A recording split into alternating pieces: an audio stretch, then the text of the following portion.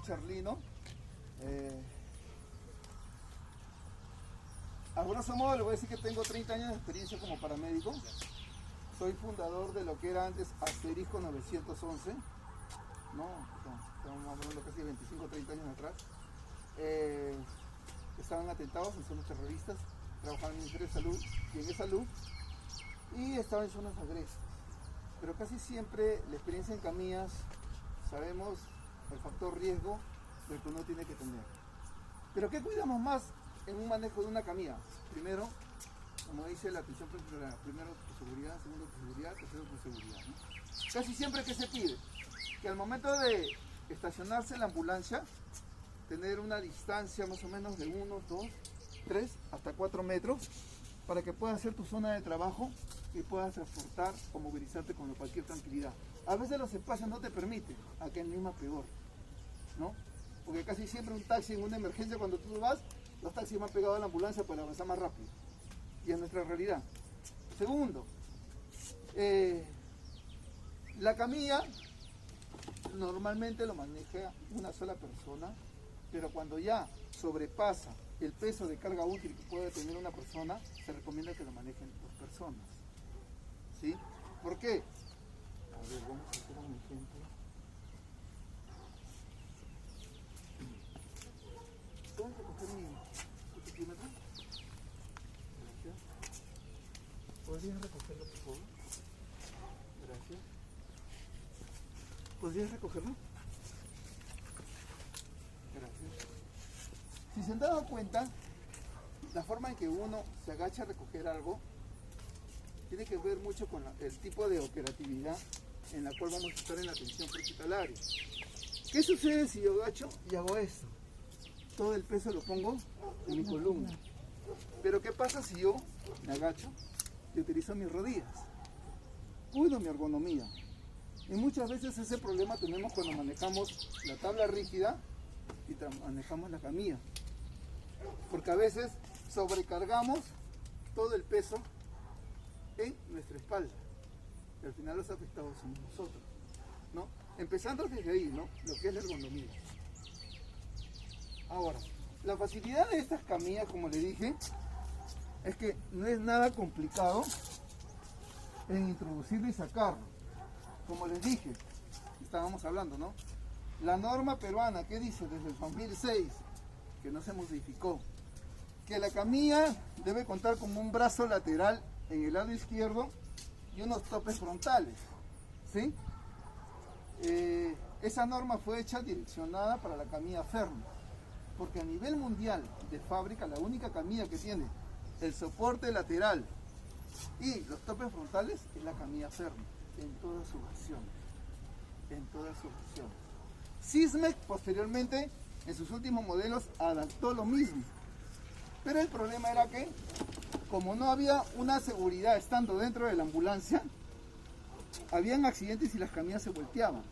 Ese era el factor riesgo. Entonces empezaron a fabricarlas cambiando lo que eran los famosos sistemas. Ahora, no todas las camillas a nivel mundial son 2 tipos nada más, la M y la X, que todos conocemos. El modelo M, que es como esta, y el modelo X, ¿por qué? Porque decían, no, yo quiero que la camilla tenga 8 niveles, porque acá en el centro de salud tienen la camilla acá, el resonador acá, el tomógrafo acá y la mesa de rayos X acá. Y eso es nuestra realidad, ¿sí? Pero ¿qué pasaba con las camillas tipo X? Que definitivamente tenían que manejar 2 personas. Por el factor riesgo de los seguros. ¿Por qué? Porque los seguros estaban debajo del colchón y tú tenías que pisar, jalar y cargar la camilla, el peso y todo. Y había el riesgo, primero, que te fractures los dedos. Segundo, que se te caiga el paciente con todo. Que casi siempre, yo tengo videos de Huancayo, Apurímac y Cusco. Videos que se los puedo compartir en noticias salidos acá en Perú de pacientes gestantes politraumatizados al momento de bajar la camilla, que se les caía. Simplemente ¿por qué? porque no seguían el protocolo más o menos del manejo, ¿no? Y lo segundo, que casi siempre, a veces no sé por qué, arriesgamos nuestra seguridad con no asegurar al paciente. Los pacientes no tenían las correas puestas. O no sé cómo el paciente cuando llegaba al hospital ya se las había saltado. Entonces, esos videos, que los voy a compartir, muestran nuestra cruda realidad. Primero, que no pensamos en la seguridad. Tercero, el paciente no piensa en su seguridad. Y cuando estamos haciendo acá una atención prehospitalaria, a veces no usamos cinturón de seguridad, porque vamos en asientos laterales. ¿Sí? Entonces, vamos netamente acá a la camilla. La versatilidad que tiene es eso, del pliegue, simplemente que va a tener para asegurarse a diferentes alturas, ¿no? El tipo también de las barandas laterales, como les decía, teníamos unas que tenían acá unos botoncitos, los jalábamos y bajaban. Las otras tenían por acá afuera los botoncitos y los jalábamos. Pero esta tiene como un plus de las puertas de emergencia, que simplemente lo aprietas, ¿no? Y ahí está indicado y va a bajar, o lo levantas, perdón, y va a bajar.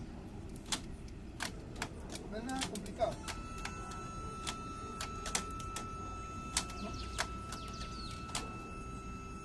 No va a haber nada complicado. El sistema del soporte que tiene en la parte inferior, ¿por qué empezaron a hacer las camillas con este tipo de soporte, el color rojo? ¿Por qué? Porque la Asociación Americana del Corazón decía que en caso un paciente te haga paro, tenías que tener una superficie plana y resistente.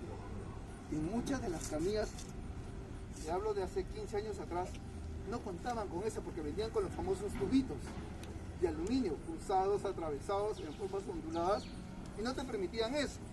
En cambio, a partir de eso fue que los fabricantes de camillas empezaron a cambiar, ¿no? En colocarle el soporte. Tampoco venían estos tipos de cinturones que son de paracaidistas, se llaman. Simplemente nos acostumbraron o nos daban las camillas con 1, 2 y hasta 3. 3 nada más, ¿sí o no? Entonces, eso no nos limitaba a tener una seguridad completa. Ahora, son pocas las camillas acá en Perú que tienen este tipo de seguro, que es como los de los automóviles, porque casi siempre compran, o se van a Amazonas, o se van a Emancipación, y compran en nuestra realidad, ¿sí o no? Compran los brochecitos negros de los canguritos, ¿sí? Y a veces esperamos que lo que carga el brochecito de plástico negrito de cangurito se pueda cargar una persona. Entonces, y si se dan cuenta, estos son retráctiles. No vas a tener el riesgo de que no, oye, ¿sabes qué? No va a correr, no. Entonces, miren, no creo que haya una persona tan obesa, ¿no? Pero, o sea, tienes esta seguridad.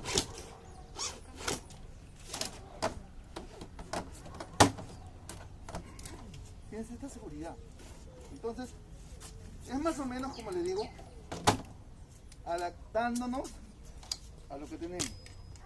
Y por seguridad y por experiencia les comento que si ven todas las correas sueltas, úsenlas todas.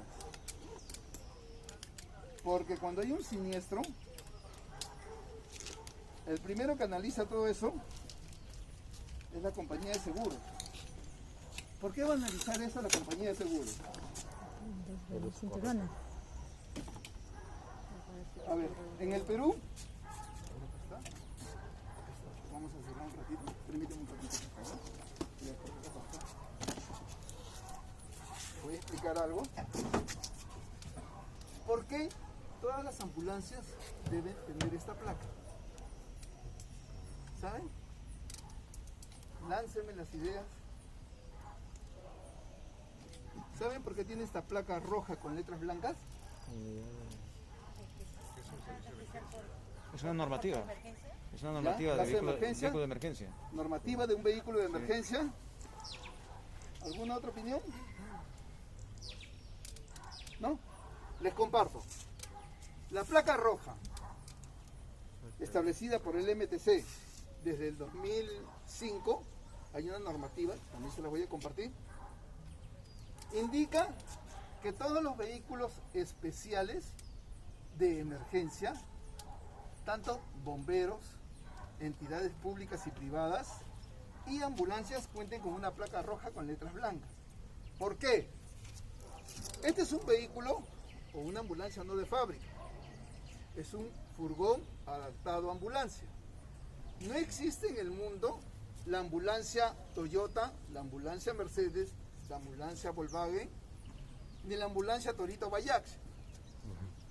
Acuérdense las personas cuando estaba el presidente Fujimori, hicieron las motoambulancias, que eran unas mototaxis convertidas, ¿sí o no? Y las adaptaron, pero no existe eso, ¿no? No existe una ambulancia Ford, no existe una ambulancia Ram o Chevrolet, no existe, de fábrica nadie hace eso, hasta los vehículos blindados tampoco, simplemente escogen una marca de un producto y lo hacen. ¿Qué te cubre? Te cubre la declaración,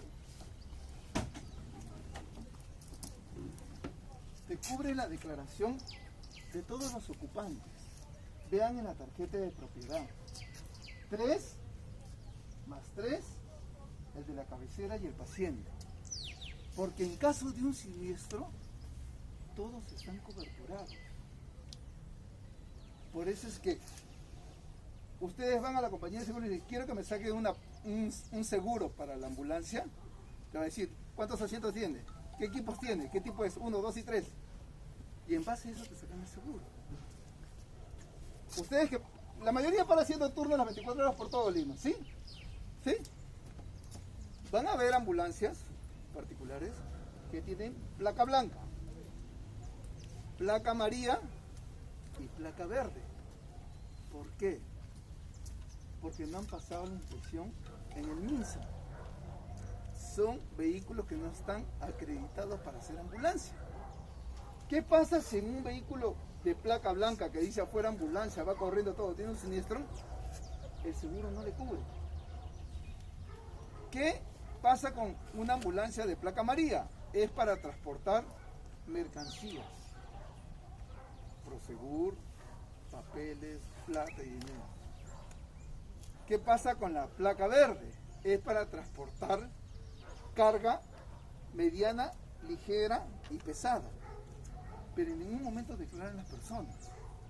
Por eso fue que acá en el Perú llevan la famosa placa roja. ¿Ok? Volviendo a la camilla.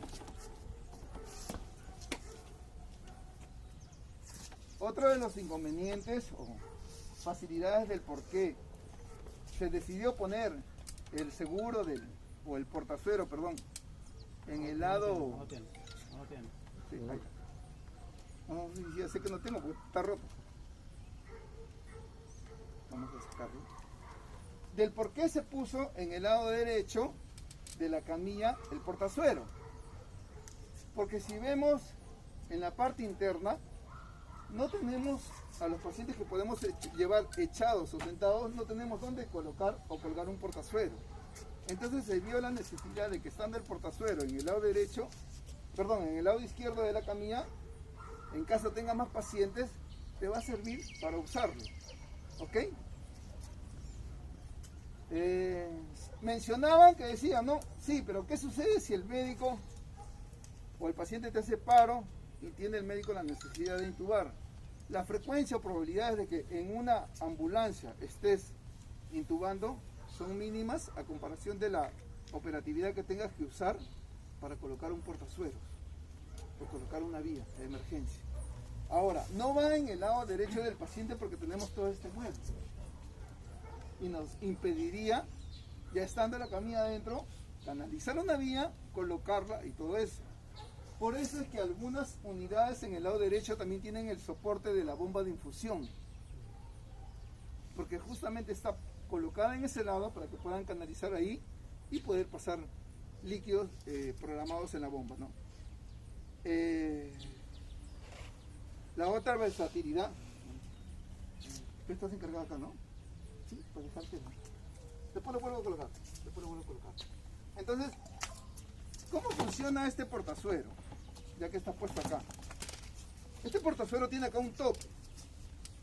Acá va echada la varilla. Y normalmente, ¿qué hacíamos? Levantábamos, porque antiguamente los portazueros simples tenían una garrucha y estaba metido ahí el tubo y lo levantábamos y listo. ¿Qué pasa con este portazuero? Este portazuero tiene un tope. Este tope te permite parar, pero ¿qué sucede? Si tú lo vas golpeando, va a suceder que se rompió. Entonces, tiene un tope para jalarlo, lo levantas y ahí recién puedes hacer la parte telescópica, porque tiene, si no me equivoco, más o menos 1,20 m de altura y te va a permitir eso. Ahora, la versatilidad de la bolsa del portabalón de oxígeno es para ponerlo en el lugar donde te sea más operativo para ti. De repente poderlo poner acá, al costado o allá. A la mala forma que teníamos antes, porque las camillas no tenían portabalón de oxígeno, era ponerlo en el medio de las piernas del paciente. Y lo amarrábamos ahí con la correa, ¿no? O lo poníamos a un costado. El respaldar en una posición invertida de la camilla te va a permitir, como les decía, por eso tiene esa cantidad de ruedas, poder atender en zonas lejanas o remotas de acuerdo a la emergencia que se te presente, hasta un alumbramiento,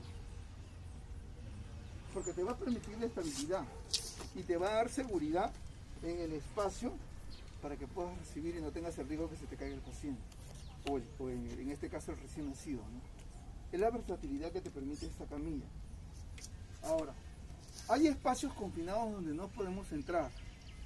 La mayoría de casas acá en el Perú, respetando entre comillas el orden urbanístico de construcción, han empezado a poner las famosas escaleras caracol. Y ahí no te entra ni una silla de ruedas. Ni una silla de ruedas. Muchas veces, creo en la experiencia que ustedes tienen, han bajado a pacientes sentados entre los brazos de dos, estilo bombero, o con alguna frazada, o alguna silla de madera, o algún asiento, o algo. Pero casi siempre nuestra silla de ruedas no ingresa, ¿no? Ahora, si tienes un espacio pequeño en el cual puede ingresar de esta forma tu camilla, no es para que los transportes así, sino simplemente para que tengas la versatilidad de poderlo llevar o sacar del sitio donde va a estar.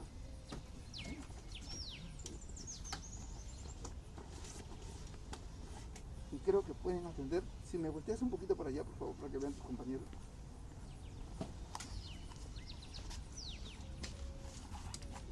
¿Sí? Gira para adelante, gira para atrás, no hay problema. No gira. ¿Ya? ¿Así? Las que giran son estas, ¿Sí? ¿Ya? Pero ahí sí, lo pueden movilizar, ¿sí? Para que puedan ver ellos. Entonces, te va a permitir, si ustedes se dan cuenta, en la posición que estoy, tranquilamente poder atender un alumbramiento, porque tienes un espacio suficiente en el cual puedes recibir al recién nacido, ¿no? Entonces, son las versatilidades que te permiten este tipo de camino.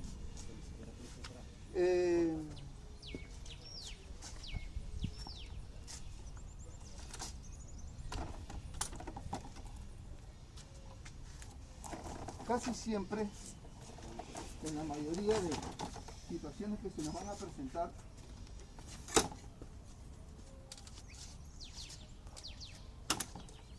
a no ser que sea una emergencia médica y no traumatológica, nunca el paciente se va a subir solo a la camilla. Nunca. Hay espacios o accesos inaccesibles en la cual no entra la camilla. Es como decir que yo quiera meter ahorita la camilla a la herradura, zona de rocas, zona de piedras. Primero, que no voy a tener estabilidad.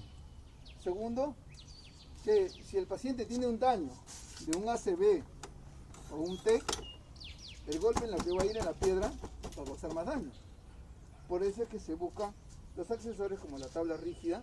Acá tienen el otro tipo de tabla que se abre como cuchara, que es accesible y mucho más práctico. Entonces, ¿podemos hacer una práctica? ¿Sí? ¿Sí? ¿Sí? Yo puedo ser la víctima. No, prefiero que le